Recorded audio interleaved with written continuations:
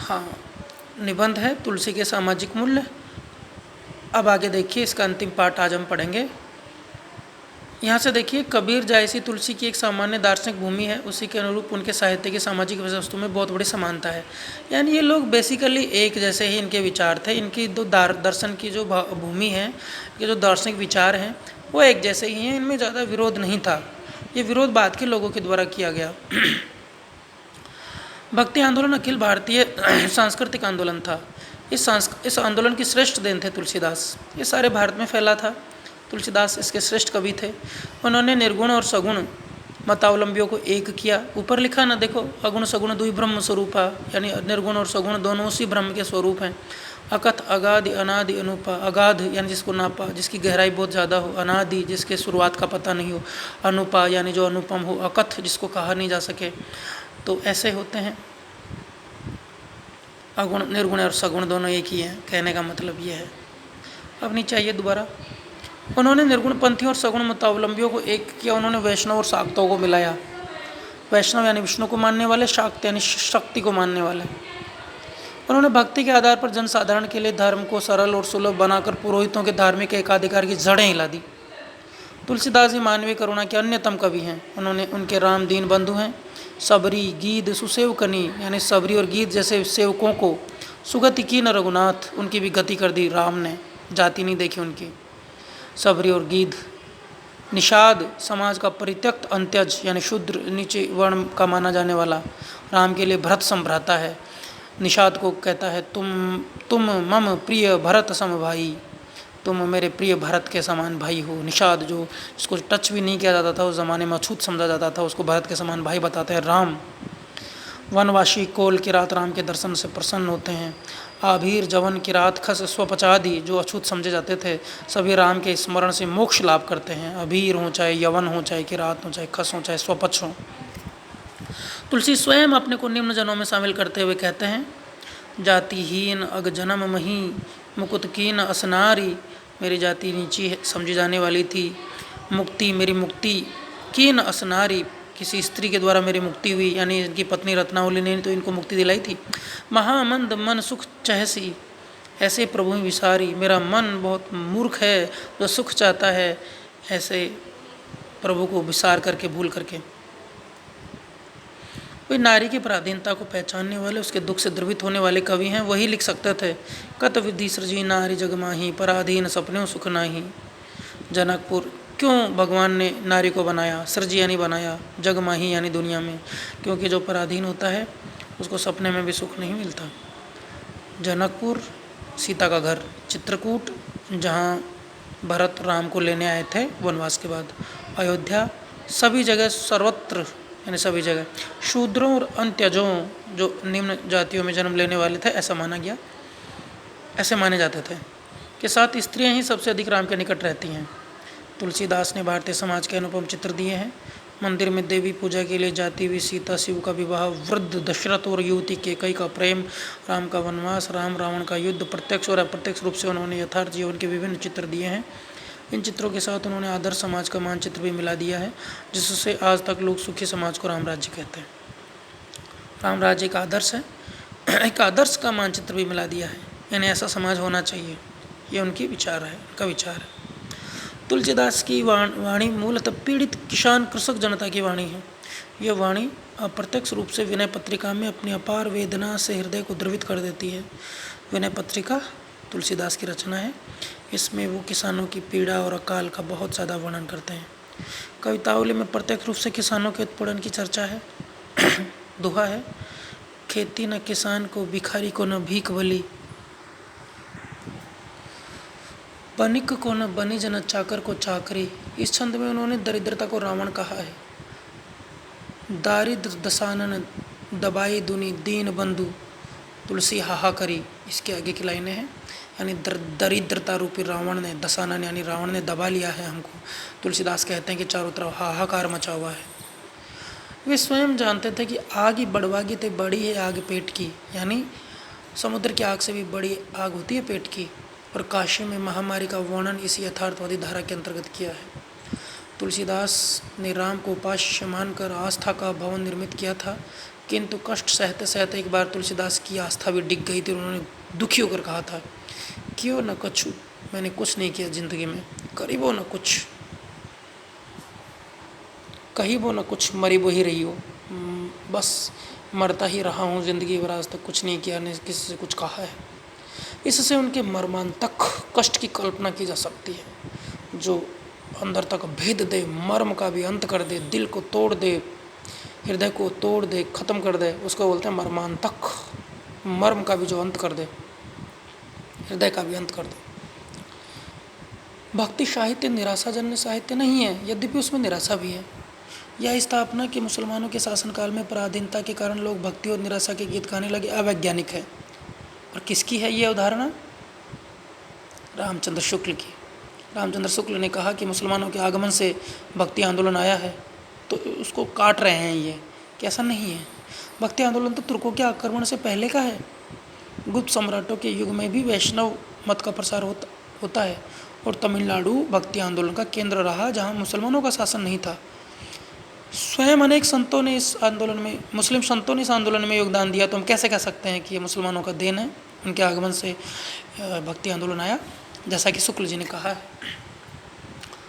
भक्ति आंदोलन विशुद्ध देशज आंदोलन है। वह सामंती समाज की परिस्थितियों से उत्पन्न हुआ था। वह मूलतः इस सामंती समाज व्यवस्था से विद्रोह का साहित्य है, देसी है, भारतीय है। तुलसी साहित्य एक और आत्मनिवेदन और विनय का साहित्य है, तो दूसरी ओर वह प्रतिशोध प्रतिरोध का साहित्य भी है, विरोध का साहित्य भी है। हमारे समाज पर गोस्वामी तुलसीदास का इतना गहरा प्रभाव है कि आज ये कल्पना करना कठिन है कि तुलसीदास ने अनेक प्रचलित मान्यताएं स्वीकार करके यह साहित्य रचा था। कहो कि बेटी सब बेटिया न बाहब, कहो कि जाति बिगाड़ न सोऊ। मुझे कौन सा किसी की बेटी से अपना बेटा ब्याहना है, शादी करनी है, मैं किसी की जाति को नहीं बिगाड़ूंगा।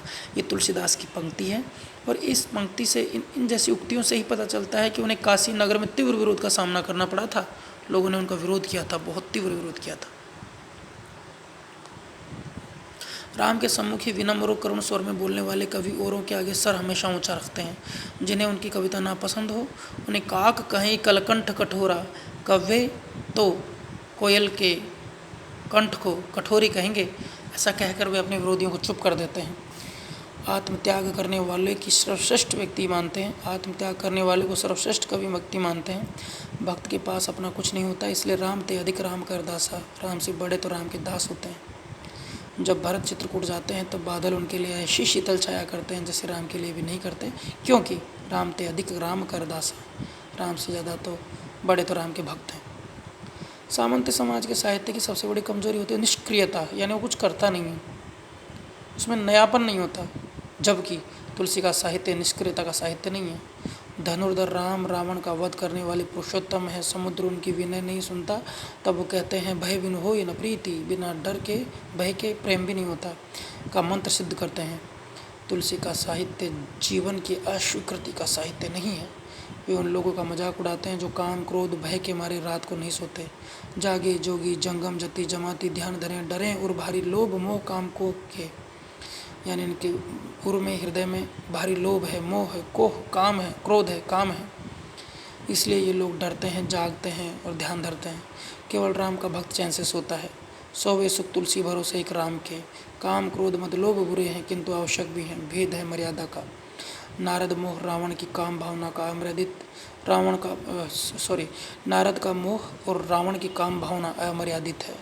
पुष्प वाटिका में कंकन किंकिनी धुनि में मदन धुंध भी सुनने वाले, कंकन यानी उसके कंगनों की, किंकिन यानी उसकी आवाज़ की मधुर ध्वनि में मदन धुंध भी यानी काम को जगाने वाला। मन से रूप लुभान, मन सीता के रूप से लुभा गया है, ऐसा लिखने वाले तुलसीदास, जो राम के लिए ऐसा लिखते हैं। तुलसीदास ने बताया है कि राम का प्रेम मर्यादित है, परशुराम का क्रोध, रावण का क्रोध अमर्यादित है, समुद्र पर रावण पर राम का क्रोध मर्यादित है। यूरोप के संतों की तरह तुलसी को स्वर्ग का मोह नहीं है, न उन्हें नरक का भय है। उनके राम अपनी जन्मभूमि को स्वर्ग से भी अधिक प्यार करते हैं। यद्यपि सब वैकुंठ बखाना, यद्यपि सब लोग वैकुंठ को जानते हैं, वेद पुराण विदित जग जाना, वेद और पुराणों में ऐसा लिखा है। अवध सरिस प्रिय मोह ही न सोऊ, लेकिन अयोध्या से प्रिय तो मुझे स्वर्ग भी नहीं है, वैकुंठ भी नहीं है। वैकुंठ यानी स्वर्ग, जहाँ पे विष्णु रहते हैं। यह प्रसंग जाने को ये प्रसंग को ही जान सकता है। तुलसीदास ने जो राम में जन्मभूमि का प्रेम, निर्धन और प्रेतक्त यानी जिनको त्याग दिया गया है, ऐसे लोगों के प्रति प्रेम चित्रित किया है, वह आकस्मिक नहीं है, अचानक नहीं आया। उनके हृदय में जो प्रेम पयोद, प्रेम का बादल उमड़ा था, वही राम में साकार हो गया है। उन्होंने कहा भी था, जाकी रही भावना जैसी, प्रभु मूर्ति देखी तिन तैसी। तुलसीदास ने भी अपनी भावना के अनुसार राम को प्रेममय, अपार करुणामय देखा है। रामचरितमानस के राम वाल्मीकि, कालिदास, बहुभूति अन्य सभी कवियों के रामों से भिन्न है। वे तुलसीदास के राम हैं। हमें स्वयं तुलसीदास की मानवीय छवि उनमें दिखाई देती है। इस करुणा में राम में कहीं तुलसी का चुनौती वाला सुर भी सुनाई देता है। देव धनुज भूपति हभट नाना, समबल अधिक को बल हो बलवाना, जो रन हमें प्रचार को लड़े सुखेन काल किन हो। यानी देवता हो, धनुष हो, कोई राजा हो, भूपति यानी राजा हो, भट योद्धा हो, नाना यानी अलग अलग, समबल अधिक हो बलवाना, कोई हमारे समान बलवान हो या हमसे ज़्यादा बलवान हो, जो रण हमें प्रचार को, जो हमें युद्ध में हराएगा, लड़ाई सुखेन काल किन हो, मैं उसे युद्ध करूँगा चाहे वो काल ही क्यों ना हो। कहीं इनमें तुलसीदास की परिहास प्रियता दिखाई देती है, मजाक। राम मात्र लघु नाम हमारा, परसु सहित बड़ नाम तुम्हारा।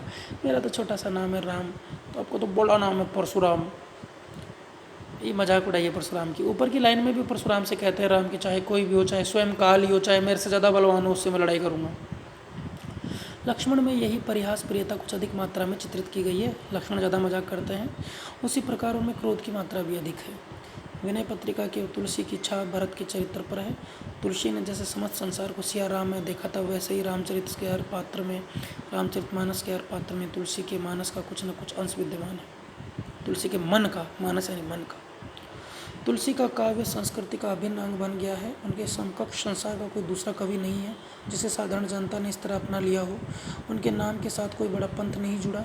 रामचरितमानस को लोकप्रिय बनाने के लिए कोई संघबद्ध प्रयास भी नहीं किया गया। अपने आप मिथिला के गांव से लेकर मालवे की भूमि तक जनता ने इस ग्रंथ को अपनाया। करोड़ों हिंदी भाषियों के लिए धर्म ग्रंथ, नीति ग्रंथ, काव्य ग्रंथ कोई है तो वो रामचरितमानस है। इसका एक प्रत्यक्ष सामाजिक फल यह हुआ कि हिंदी भाषी जनता को संगठित करने, उसमें जातीय एकता का भाव उत्पन्न करने में रामचरितमानस की अपूर्व भूमिका रही। हिंदी भाषी प्रदेश के जनपदों का अलगाव तुलसीदास के युग में ही दूर हो रहा था। इसका प्रमाण यह है कि उन्होंने अवधी और ब्रज भाषा दोनों में कविता रची। ब्रज भाषा की रचनाएं ब्रज तक सीमित नहीं रही। इन रचनाओं में शूर और मीरा के पद प्रमुख हैं। अवधी में रामचरितमानस ने उसी कोटि की भूमिका पूरी की जैसे सूरदास ने ब्रज भाषा में पूरी की। आश्चर्य की बात है कि जिन जनपदों में, गाँवों में तुलसी और सूर की रचनाओं का पाठ शताब्दियों से होता रहा है, उनके कुछ अभिनव नेता और बुद्धिजीवी अपने को हिंदी भाषी क्षेत्र से अलग मानते हैं। भक्ति आंदोलन और तुलसी काव्य का राष्ट्रीय महत्व यह है कि उससे भारतीय जनता की भावात्मक एकता दृढ़ हुई। एक हो गए भावनात्मक रूप से सारे भारतीय, उत्तर भारतीय। भक्ति आंदोलन और तुलसी काव्य का प्रादेशिक महत्व यह है कि इससे हिंदी भाषी जनता की जातीय एकता दृढ़ हुई। भक्ति आंदोलन तुलसी काव्य का अन्यतम सामाजिक महत्व यह है कि इसमें देश की कोटि कोटि करोड़ों करोड़ों जनता की व्यथा यानी दुख, प्रतिरोध यानी विरोध की भावना और सुखी जीवन की आकांक्षा व्यक्त हुई है। भारत के नए जागरण का कोई महान भक्ति आंदोलन और तुलसीदास के परांगमुख नहीं रह सकता। भारत के नए जागरण का कोई भी महान आदमी भक्ति आंदोलन और तुलसीदास के से परांगमुख नहीं रह सकता, इनको छोड़ नहीं सकता। वह सांस्कृतिक धारा रविंद्रनाथ और निराला के साहित्य में अविच्छिन्न रूप से प्रभावित है। इस तथ्य की पुष्टि के लिए रविंद्रनाथ की सूरदासेर प्रार्थना और निराला की तुलसीदास कविताओं को उल्लेख करना यथेष्ट होगा। यानी निराला की कविताओं में भी और तुलसीदास रविंद्रनाथ की कविताओं में भी बार बार आते हैं। दो कविताओं का जिक्र भी यहाँ किया है। आज ये निबंध हमारा खत्म होता है। धन्यवाद।